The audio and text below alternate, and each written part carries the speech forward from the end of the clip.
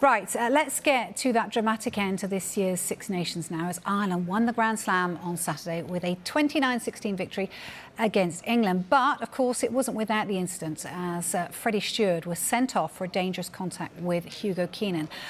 Will Greenwood joins me now, I'm delighted to say. I'm going to get to that red card in a minute, Will, which I'm sure you want to talk about. But let's start with Ireland's win. Best team in the tournament for you? Over the course of the 5 games, no question, number 1 team in the world. The Six Nations is really quirky because everyone, Sky is built on football, and football have leagues, and leagues are home and away. And you get to play a team at home and beat them, and then you go away and you often get turned over, and you get that understanding over the 2 games, over 2 legs. Okay, who's slightly better? In the Six Nations, Ireland got France at home this year and were fabulous for their victory. But France didn't get the opportunity to play them back at their place. What am I saying? Ireland are the best team in the world. France came with a charge late on. I mean, against England, they were simply magnificent. Against Wales for 70 minutes. They scored nearly 100 points in the last 2 games. Jonathan Donty came back to the midfield. So they are charging into a home World Cup. But Ireland, over the course of the 5 games, with a brilliant performance at home at the Aviva Stadium against France, I thought, yeah, absolutely thoroughly deserved to be picking up all their trophies, as did their under-20s, which is the first time a country has dominated both at senior level and at under-20 level to get some Grand Slams concurrently. It looks bright for them, doesn't it? Look, France are the bookies' favourite for the World Cup then. Are Ireland your favourites then? Where do you stand on that debate? Look, I mean, all I know is England, I tell you what, all their Christmases have come early with the draw. I mean, it doesn't mean it guarantees us going to semi-finals, but to be in the side of the draw that has Wales, Australia and Japan, and to see, basically, for all your tennis fans, to see Federer, Djokovic, Nadal, Murray in the other half of the draw, which is what England can see up on the other side, it gives England an opportunity to make it to the knockout stages. In terms of those other 4 teams, the best 4 teams in the world being in the same side, I backed France and backed it 3 years ago. Once Galtier came in 2 years ago, and Ibanez sorted the club-country debate that's always limited France's ability to really deliver in the professional era since about 2005. They're so focused on their club rugby, but to get their club rugby aligned and supportive of international rests and weekends off for their star players, since that time they've looked fabulous, and they should do because it's a home tournament. So the reality is, my milk money is still with France, but I would happily debate and see the nuance in at least 6 countries having a realistic chance of winning the World Cup. Makes it ever more exciting then, doesn't it, as a tournament? Let's go back to that start of this conversation then, that red card. Did you think it was a red card offence? You know, lots of people are saying that rugby laws are ruining the game. How did it affect the momentum, did you feel?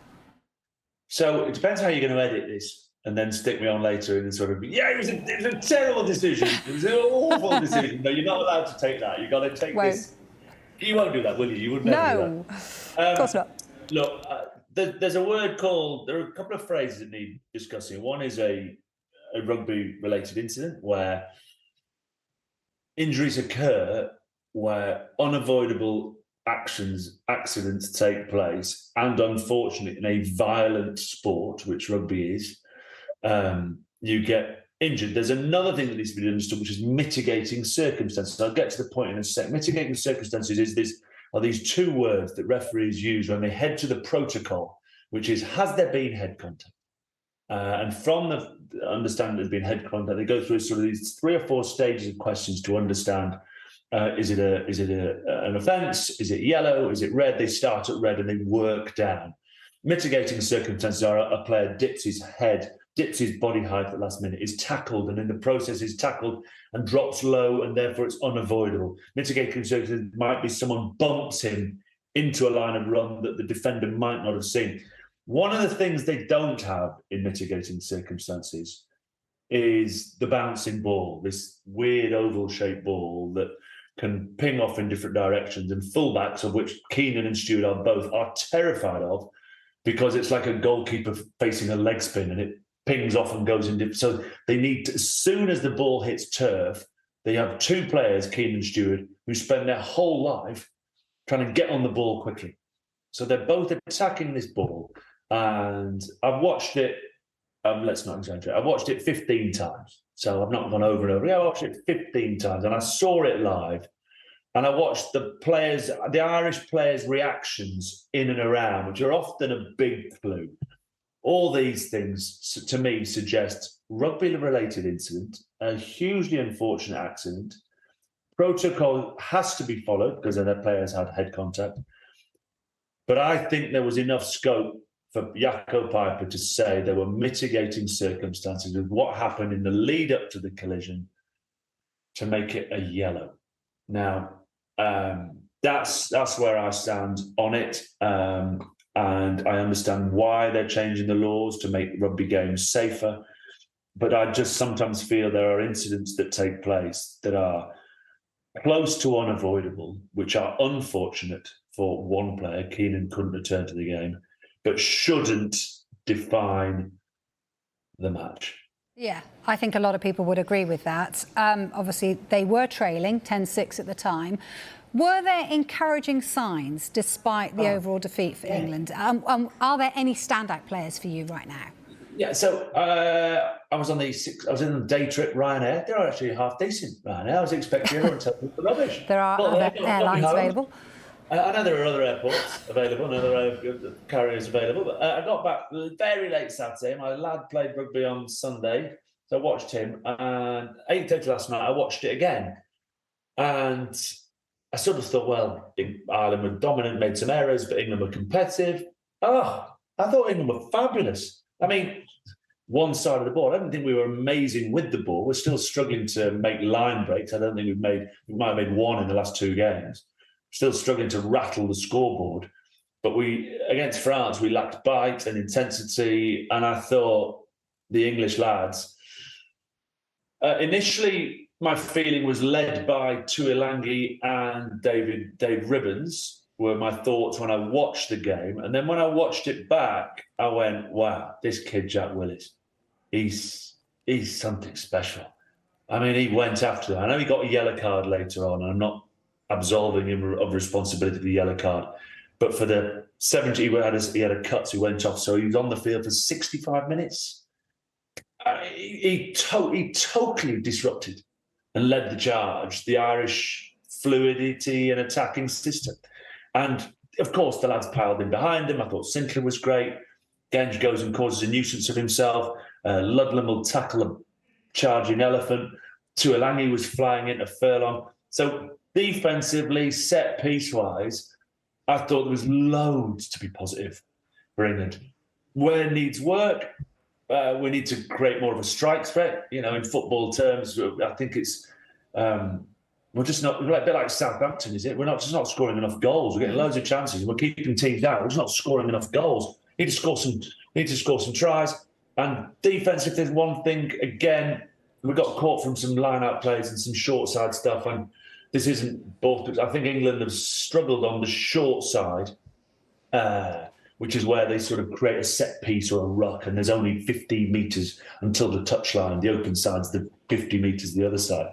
In that 15-metre area, I think since about 2015-16, I think was susceptible to people going down that channel and being productive. And it was the case again on Saturday. Let me go back to positives. I thought the lads gave a really good account of themselves. And you mustn't underestimate the hole they were in after the France game and how desperate England supporters were to have something to cling on to. And I think they certainly gave us that. OK, so just finally, how do you rate then Steve Borthwick's start of his tenure so far as a whole then? Wow, that's such a good question. I mean, the reality is the last 3 years. So Eddie Jones, let's ignore the autumn internationals. Eddie Jones, the last two Six Nations, has played 5, won 2, lost 3. Steve Borthwick has played 5, won 2, lost 3. So if you're going on the data, you're not quite sure where or what has changed. But I know life seems to be about data. If you can't measure it, you can't improve it. Everything seems to be data now. I think if you go on gut feel and instinct, togetherness, having something to cling on to in terms of what are we world class at, and we didn't seem to be world class at anything. 2 or 3 different bits and pieces, more combinations coming together, game time. Look, I think there has been a small uplift. I think the reality is Borthwick probably didn't realise how big a hole the team were in.